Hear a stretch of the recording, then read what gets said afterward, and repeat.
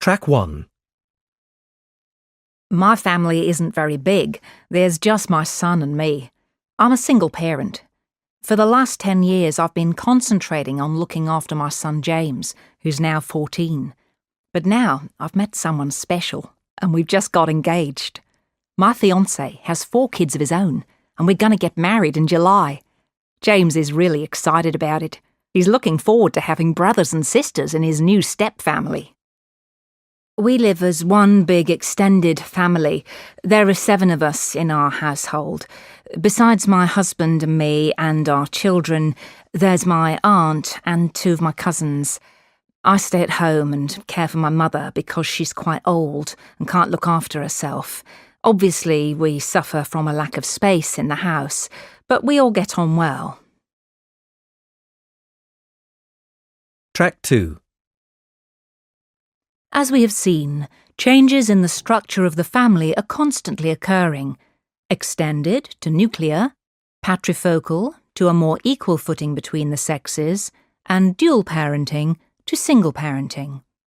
However, a recent phenomenon in the UK, which is changing the traditional family, is the increasing number of adults who continue to live with their parents until their 30s or sometimes even their 40s.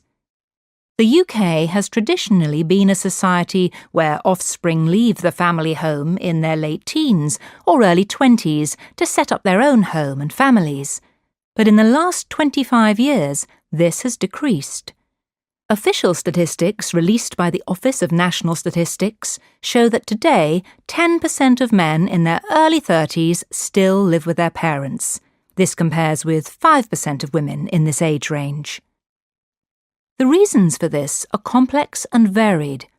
It cannot be denied that some people are choosing to stay at home. Living with parents can be an easy option. Food is provided, heating and electricity are paid for, and rent, if any, is minimal. However, a third of those surveyed claimed they are living with their parents because it is too difficult to get on the property ladder. House prices in the last few decades have risen dramatically. Property is now 5 times the average annual salary, whereas it was only 3 times the average annual wage in the 1980s.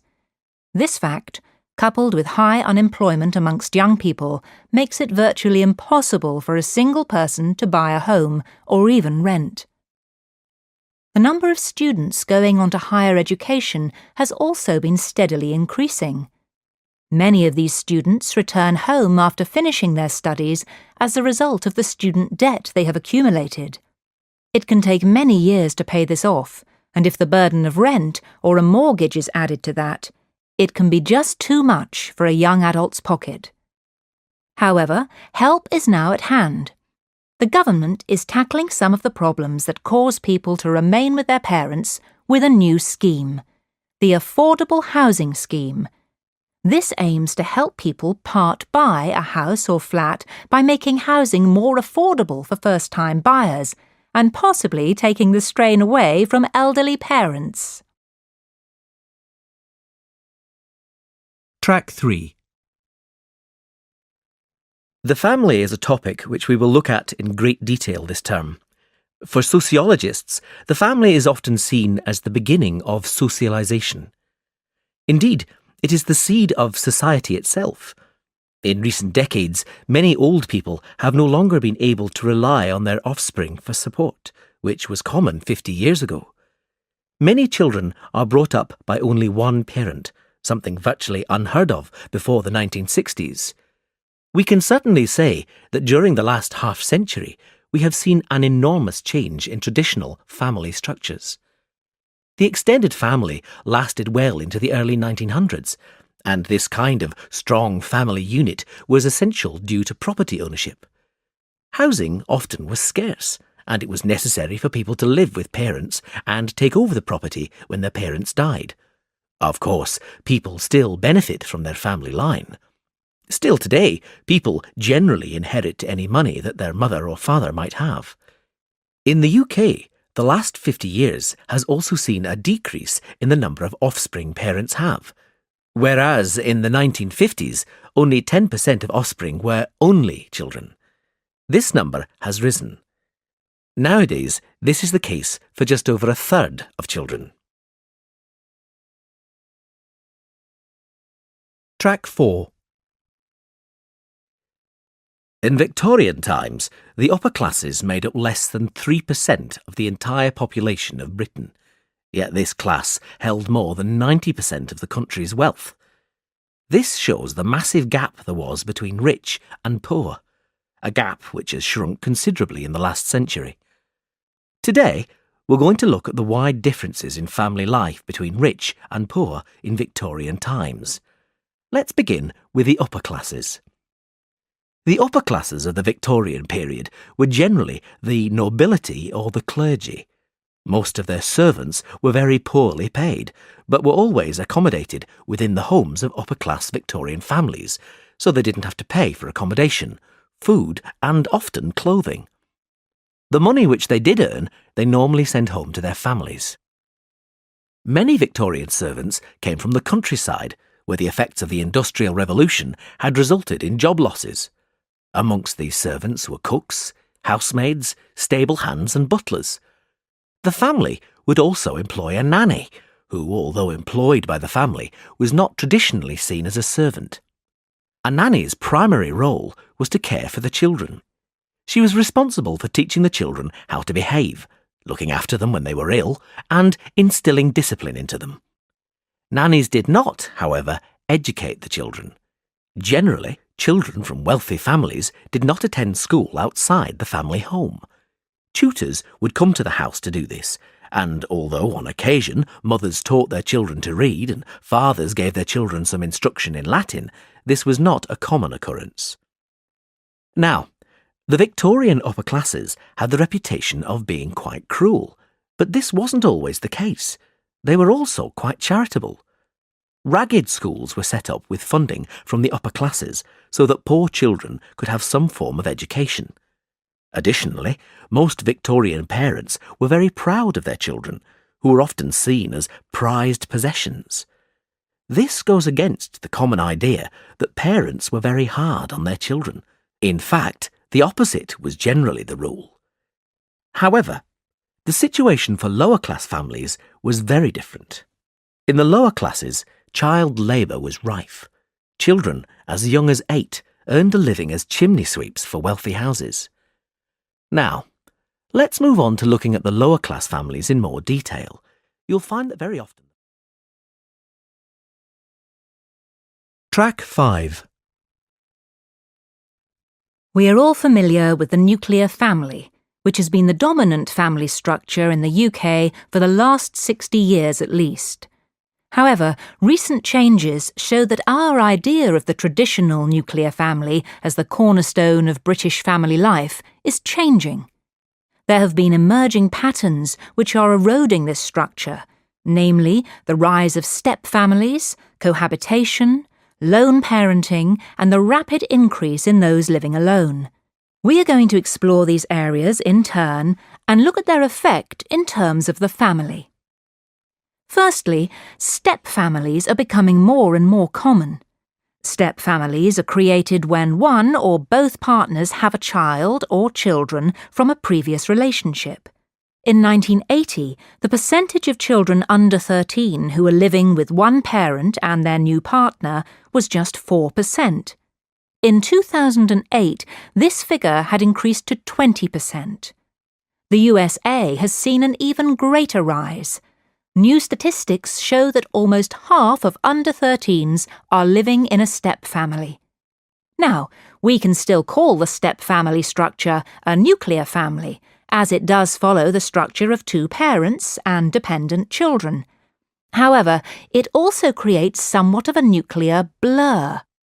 Step-brothers and sisters may belong to two family units, so where do we draw the line at which family they belong to? Cohabitation, when partners do not marry yet live together as a family, has also increased. In 2006, of the 17.5 million families in Britain, nearly 3 million of these comprised unmarried couples. What does this mean to the nuclear family?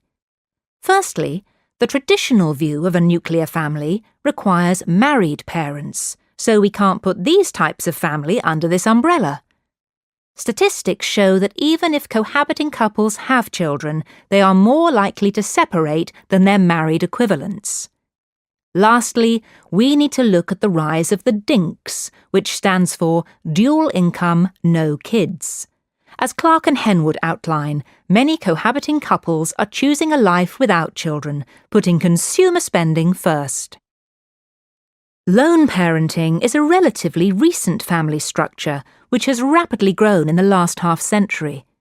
In 1972, only 1 in 14 children lived in a lone parent family. When we compare this with today's figure of 1 in 4, we can see that this is a rapid increase. In the past, lone parenthood was overwhelmingly the result of a death of a parent. Nowadays, however, it is increasingly a choice. Some sociologists argue that this increase is due to the outlook of women. Where women once were willing to accept an unhappy or abusive marriage, now many will choose lone parenthood. Often, this can be just a transitory phase before they find a new partner.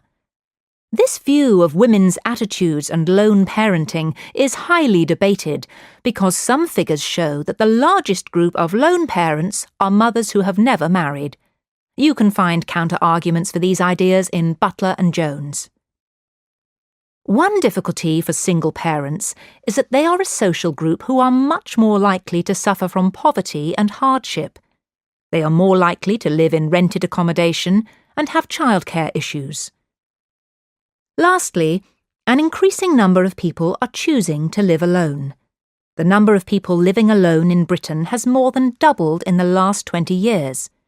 In 1990, just over 4 million people lived alone. Now this figure has reached 8.5 million, an incredibly rapid growth which has had enormous effects on the traditional nuclear family.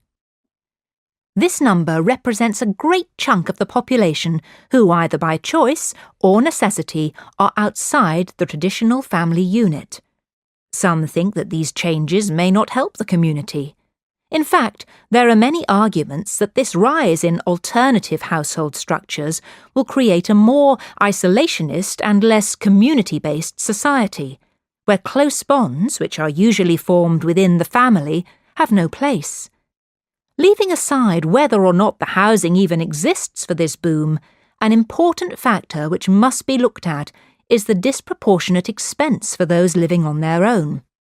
By this, I mean the burden of all costs is shouldered by one wage instead of two, and of course, one person is using the energy which could be shared between a group, having a greater impact on the environment too. However, on a more positive note, people, especially women, are proving to be extremely Track 6. Hi, Dad. How are you? I'm fine, Sally. How's the course going? It's going well, actually.